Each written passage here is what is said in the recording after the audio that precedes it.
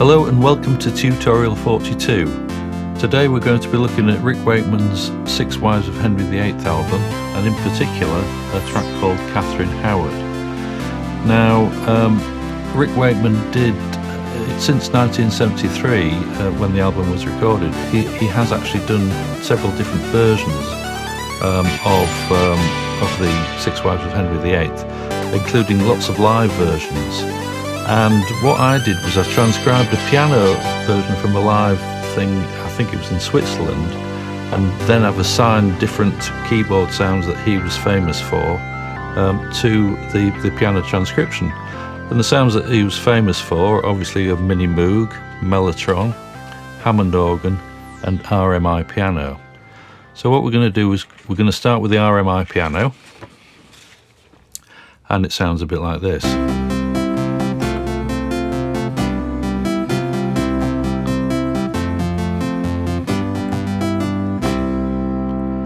And I'll show you how I got that sound. What we need to do first of all is now go on to the initial setting, and that brings us on to a square pulse width waveform here. We need to change that to 16 foot, and we need a pulse width of 36. Now the RMI Piano, it stands for Rocky Mount Instruments, RMI, and they basically used for a 61 key instrument they used 61 oscillators, which was kind of like a tone generator, maybe not like a voltage controlled oscillator like this one, but they're all based on sort of square wave kind of sounds,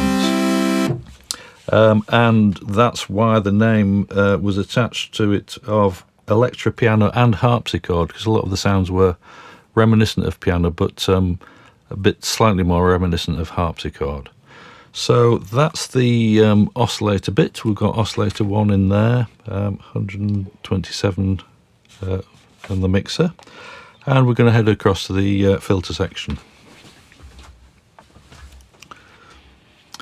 And we need a low pass filter, 24 dB per octave, and we need a cutoff of 85. We're also going to apply some filter envelope to that, and the amount is plus 30. So that means that it's a brighter sound on the attack time, on the attack. Attack time 0, decay 56, sustain 0, release 0. And in the amplifier envelope, attack time 0. Oh, we also need a bit of velocity in here. Let's put the velocity at 63. Now really the RMI Piano wasn't touch sensitive, but it kind of adds a bit more of a piano flavour to the track that I've done, that I've recorded. So attack time 0, decay 88, sustain 0. That means that the sound is going to fade out completely, and release time 34. And all we need to do now is attach a little bit of reverb to that. So reverb time 80, level 30.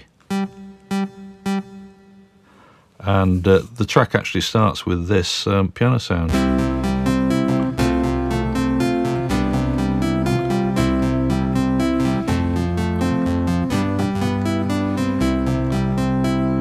And you'll hear that in the final track. Now another sound that Rick Wakeman was famous for was his Mellotron, and it's the Mellotron 400D that he used with things like strings on there, brass, flutes and the like. We're going to concentrate on the string sound, and if you remember, a Mellotron is a keyboard that activates a set of magnetic tapes which have recordings of strings on. But in actual fact, the string sound came out a little bit sort of brittle.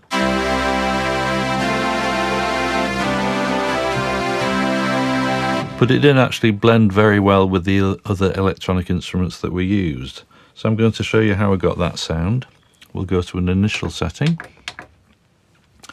And we need oscillator 1 at an 8-foot pitch, on a sawtooth waveform. The sawtooth waveform is the basic waveform that's used for string sounds, and we're going to apply a little bit of wobble to that sound. I'll do that in a second, but we've also got oscillator 2.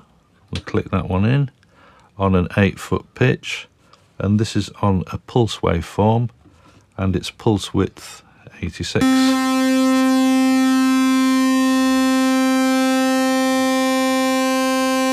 There we are. We're also going to set up a bit of pulse width modulation.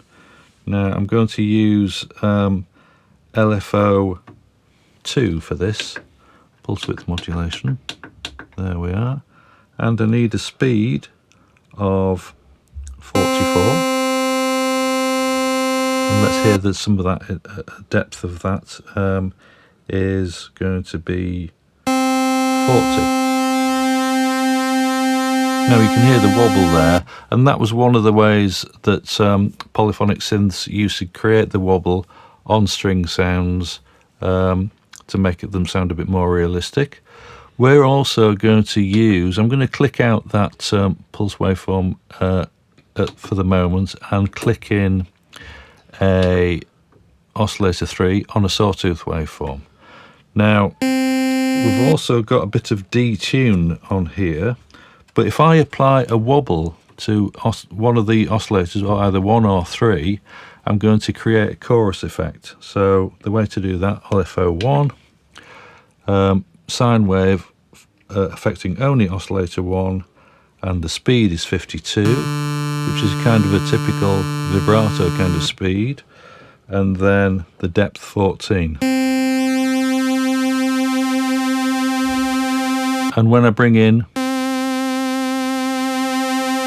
oscillator 3 there, you get a kind of a chorus effect. Also we need to set up the second oscillator, which is on the pulse width waveform. So that's our composite sound. It sounds a little bit bright at the moment. We also need to detune these oscillators to create more of an ensemble effect. And that's at -6, and that one's at +6. So that's our composite sound. And now we're going to use the filter to create the sound that we need, and we're going to use a bandpass filter at 12 dB per octave, cutoff 85. So that's creating a slightly brittle sound, resonance 0, key track 87. And now we're going to have a bit of filter envelope in there, amount 12, +12. This gives us a slight attack to the sound with a decay time of 43. Sustain 0, release 0, but we're going to soften that off with a bit of amplifier envelope. Velocity 0, attack time 47. So the sound fades in, sustain 127 and release 24. Now the Mellotron worked by putting the playback head onto the tape, so it's quite a fast attack to the sound. All we need to do now is put a little bit of reverb on there for the ambience, and time 71. And level 38. And that's our sound. We'll add that to the track. Now Rick Wakeman was also very famous for his Moog sounds, and this Moog sound in particular with a bit of glide in there.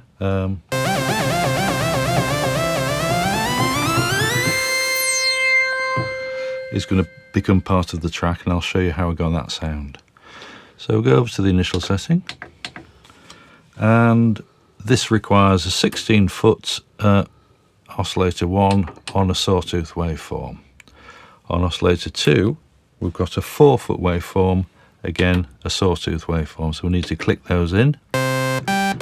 So that's our composite sound. We need a slight bit of detune in there as well, because the Moogs were never actually perfect. for tuning. We're going to look at the filter here, low pass filter 24 dB per octave, cutoff 61, which is quite extreme. But we're going to put some filter envelope in here all the way up to 63. Now at the moment that's giving us a very percussive sound. Let's alter the rest of the filter. So we need resonance 70. And you can hear that tiow tiow kind of sound in there. Key track 64, so it's right in the middle. And we need to alter the filter envelope. Attack time 0, decay 80. And we've got sustain 0, release 75. And we need to match that release there with the amplifier envelope release, and that's release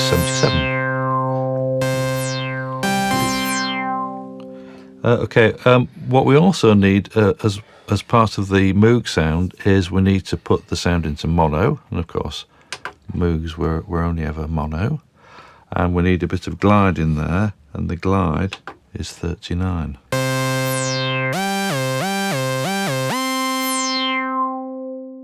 Now that's pretty much the sound, but we're just going to top that off with a little bit of reverb, time 86.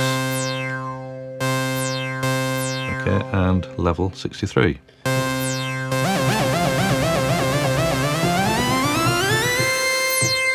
And we'll add that to the track. And the next sound that Rick Wakeman was famous for, of course, was the Hammond B3 organ.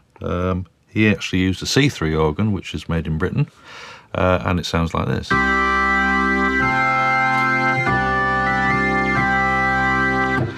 Now, I'll show you how I got that sound.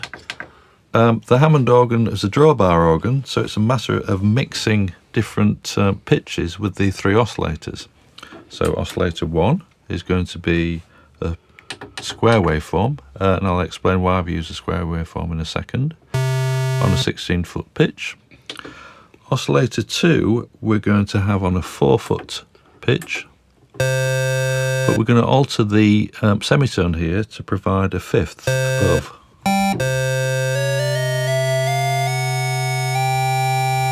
There we are. And oscillator 3 is also on a 4-foot waveform, on a square wave. Let's put these onto a square wave. Click that one in there, and 4-foot pitch there. We need to balance these 3 oscillators out, so the loudest one in actual fact is this one. We're going to back these off a little bit, so that's at 90, this is at 64, this one's at 64, and we're going to put some white noise in here because again Hammond organs weren't perfect and they produce a bit of noise, so noise is 15. And this is partially the effect of the Leslie speaker, of course. And we're going to fiddle about with the filter as well. So low pass filter, 24 dB per octave, cutoff 85. Now that actually is mellowing the sound out. So I've used waveforms that are not pure waveforms, but they do have more harmonic content in. But I'm going to reintroduce some of that harmonic content with the resonance control once I've adjusted the key track. Now the key track is crucial, that's at 96. That means that the filter opens up exactly as the keyboard does, up and down the keyboard. And the resonance here is 40. The more resonance I put in, you can hear those harmonics coming through, but it's at 40. There's also a tiny bit of drive in there, a little bit of distortion, which again adds to the brightness of the sound. And I don't need to touch the filter envelope or the amplifier envelope. Those are all perfect. But to recreate some of the Leslie effect, which is the swirling, rotating speaker effect, I've got a rate of 20 here and a depth of 31. Now the rate is on a slow rate. If I speeded this up, we'd get the fast Leslie and back to about 20, that's the slow Leslie. and that's the one we need for the track, plus a bit of reverb, reverb time 81, and level 39. And that's the sound.